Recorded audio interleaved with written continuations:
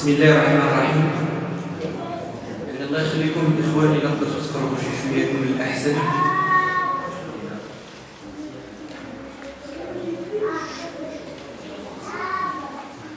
S'il vous plaît les frères, si vous pouvez vous rapprocher un peu devant, ça serait mieux pour tout le monde. Barakallahu fikum. Bismillah ar-Rahman ar-Rahim. لله الحمد ولله الشكر وعلى نبيه أفضل الصلاة والسلام وعلى آله وأصحابه أجمعين. أولا باسم الإمام، باسم المسؤولين القيمين على هذا المسجد، وباسمكم نرحب بالأخ محمد العفو من أجل مناقشة موضوع يهم الجميع أفراد المجتمع، ألا وهو موضوع تعاطي المخدرات وخاصة من قبل الشباب. كما تعرفوا يعني الآلاف، إن لم نقل مئات الآلاف من الشباب المسلم كيتعاطوا لهذه الآفة اللي كتكون عندها انعكاسات خطيرة على الأسر وعلى المجتمع ككل، واللي مع الأسف أيضا ما كنناقشوهاش في أماكن كالمسجد. لذلك الأخ ديالنا السي محمد العفو اللي هو مساعد اجتماعي ومتخصص في علوم المجتمع غادي يتناول هذا الموضوع من جوانب مختلفة. Donc, au nom de l'imam, le responsable de la mosquée et à votre nom, on accueille et on reçoit aujourd'hui notre frère Mohamed Lafou pour traiter un sujet aussi sensible qui est les méfaits de la drogue.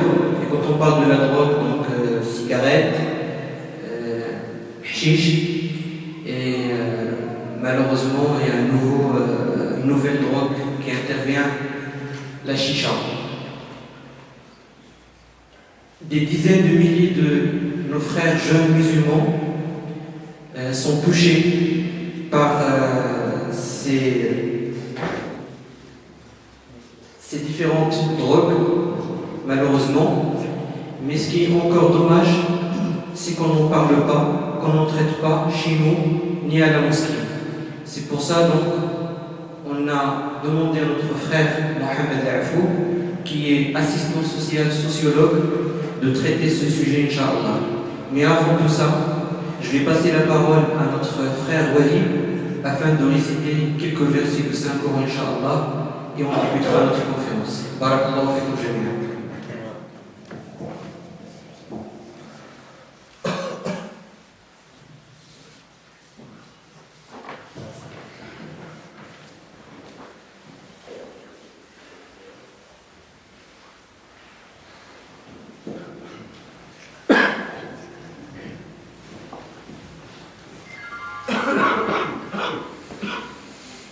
أعوذ بالله من الشيطان الرجيم. بسم الله الرحمن الرحيم.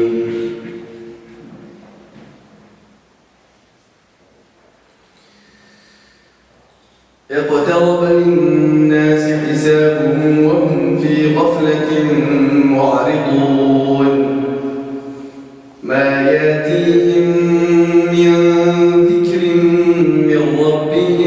محدث إلا استمعوه وهم يلعبون لاهية قلوبهم وأسروا النجوى الذين ظلموا هل هذا إلا بشر مثلكم أفتأتون السحر وأنتم تبصرون قل ربي يعلم القول في السماء والأرض وهو السميع العليم. بل قالوا أضغاث أحلام بل اشتراه بل هو شاعر فلياتنا بآية كما أرسل الأولون. ما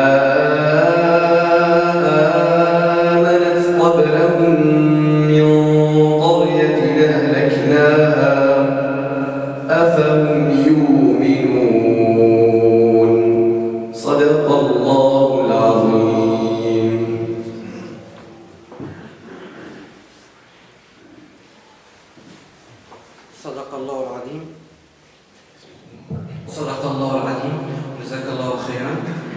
فقط يعني للتنبيه أو للتنويه، إن شاء الله غادي نبقاو جميع إلى صلاة العشاء. في وقت الأذان العشاء يعني ما غاديش تكون يعني جوج الركعات ديال السنة، باش نخصصوا واحد الحيز من الوقت للأسئلة اللي بغيتو تطرحوها على الأخ محمد العفو. إذا في نهاية المحاضرة غادي نخصصوا واحد الجزء من الوقت للأسئلة وذلك إلى إقامة صلاة العشاء. Donc juste pour vous rappeler, Inch'Allah, donc on est ensemble jusqu'à Salat al-Isha.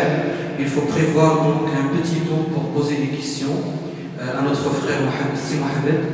Et donc quand il y aura l'adhan, donc il n'y aura pas les deux rak'at de sunnah, on va directement à Iqamat Salat, bien évidemment après avoir répondu à vos questions, Inch'Allah.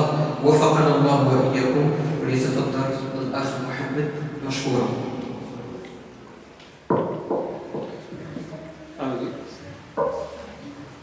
أعوذ بالله من الشيطان الرجيم. بسم الله الرحمن الرحيم، والصلاة والسلام على سيدنا محمد وعلى آله وصحبه أجمعين، ونعوذ بالله من شرور أنفسنا ومن سيئات أعمالنا، من يهدي الله فهو المهتد ومن يضلل فلن تجد له وليا مرشدا، وأشهد أن لا إله إلا الله وأشهد أن حبيبنا سيدنا محمد عبده ورسوله.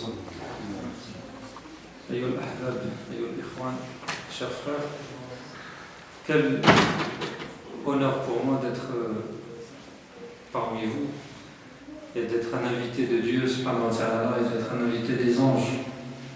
Et quel honneur pour nous tous d'être dans une des maisons de Dieu subhanahu wa ta'ala et d'être des élus de Dieu en cette période-là, ce jour-là du samedi soir, quand on sait les activités de la plupart des personnes qui peuvent nous entourer, dans quoi ils vont utiliser leur temps. Inch'Allah, je vais parler directement en français pour gagner du temps. لكن ماشي مشكل نتكلم تعرفوا يتخاصم معايا ولا تكلمت فرنسا شكون ما كيفهمش الفرنساويه والو. Mon français il est tout simple, il n'est pas compliqué. Ne vous inquiétez pas, c'est tout simple, il n'y a pas de mots scientifiques ou des choses très difficiles. Donc, est-ce qu'il y a une montre quelque part? Une montre? Parce que j'ai l'impression que cette montre, elle ne tourne pas. Depuis avant, il est 8h moins quart. Alors, on mettra des piles. Donc, sans perdre de temps, le sujet des dégâts de la drogue. Moi, c'était un sujet qui m'a étonné. Et c'est vrai que je me suis posé la question, comment traiter un sujet comme ça au sein de la mosquée? Les dégâts de la drogue. Là, sous la drogue, on peut mettre la cigarette, on peut mettre les drogues dures, les drogues douces, le cannabis, et j'en passe et j'en passe. Et des pilules, et aujourd'hui je vais vous révéler un nouveau genre de drogue que vous ne connaissez pas, qui n'est même pas connu des médias. Une drogue vraiment spéciale et qui est très active dans la communauté du prophète sallallahu alayhi wa sallam, et qui est très active, cette drogue-là, dans toute l'humanité. Dans le monde aujourd'hui, dans le 14e siècle, elle est vraiment 14e siècle de l'Hégire. Voilà qui est le 21e siècle. Vous voyez, je suis dans autre part. Voilà qui est très active. Et si, Inch'Allah, on n'aura pas, certainement pas le temps de balayer le sujet de fond en comble et dans tous les axes, voilà qui est juste de donner quelques points comme ceci.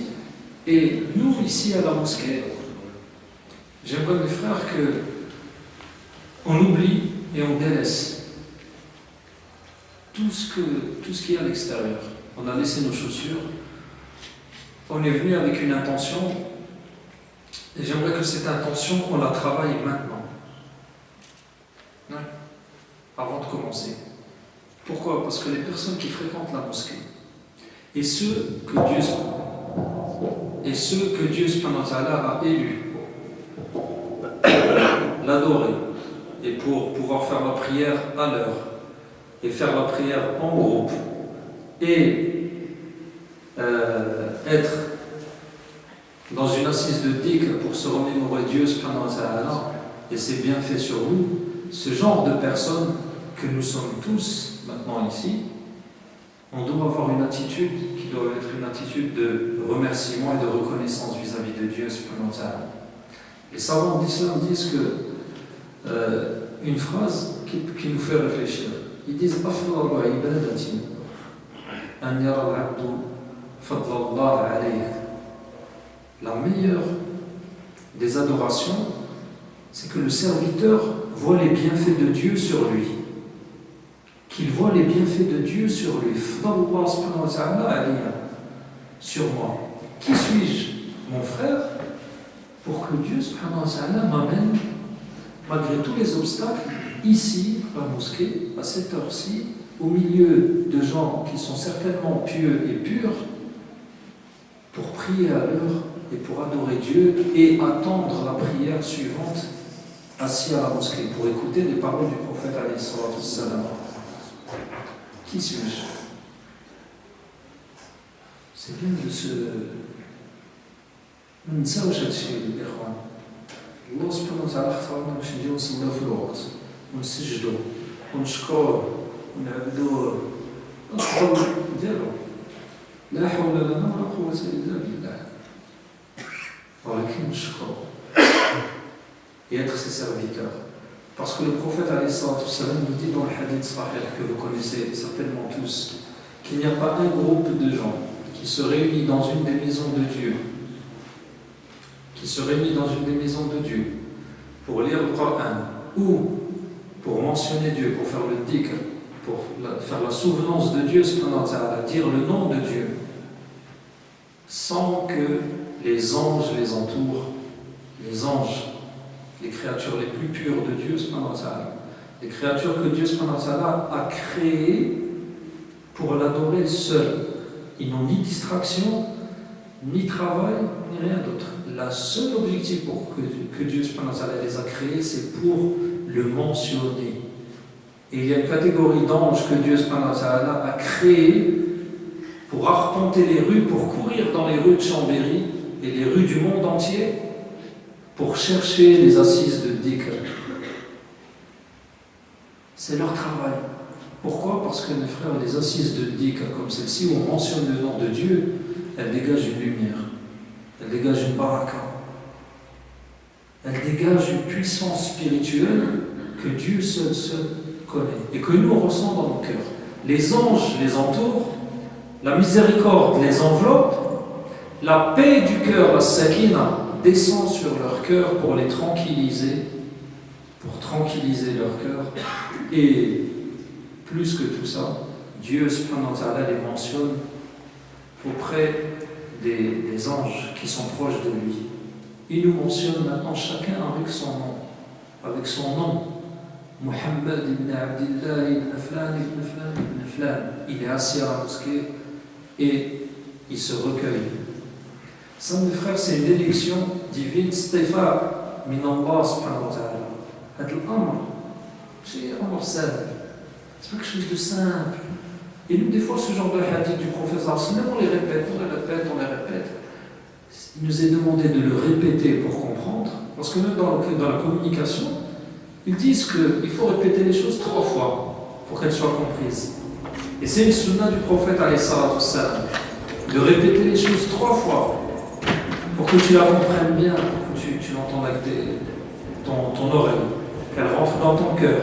Et plus que ton cœur, qu'elle rentre dans ton être le plus intime, pour qu'elle se transforme en acte, que les paroles prophétiques se transforment en acte.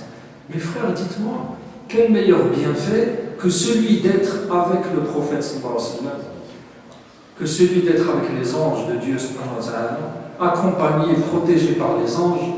Quel meilleur bienfait que celui d'être enveloppé de la miséricorde de Dieu et que la sakina descende sur moi tout le long du majlis, tout le long de l'assise, et que Dieu subhanahu wa ta'ala aujourd'hui, à cet instant, est en train de me mentionner. Est-ce qu'on est conscient de ces choses, mes frères? Et par ça, on commence. On doit entrer dans cette attitude que on est venu pour voir et pour écouter un sujet sur les dégâts de la drogue. Ok? Et avec quelle attitude? Et avec quel cœur? Et avec quelle conscience? Avec la conscience d'être des gens qui sont élus de Dieu, des gens qui sont avec les anges, des gens qui reçoivent la miséricorde divine, donc des gens qui sont sur le chemin du prophète alayhi salatu wassalam. Le prophète sallallahu alayhi wa sallam reçoit un verset qui descend du haut de 7 cieux et qui lui donne un ordre où Dieu subhanahu wa ta'ala lui dit وَاصْبِرْ نَفْسَكَ مَعَ الَّذِينَ يَدْعُونَ رَبَّهُمْ بِالْغَدَاةِ وَالْعَشِيِّ يُرِيدُونَ وَجْهَهُ وَلَا تَعْدُ عَيْنَكَ عَنْهُمْ تُرِيدُ زِينَةَ الْحَيَاةِ الدُّنْيَا. Fais preuve d'impatience, fais taire ton impatience plutôt avec ceux qui mentionnent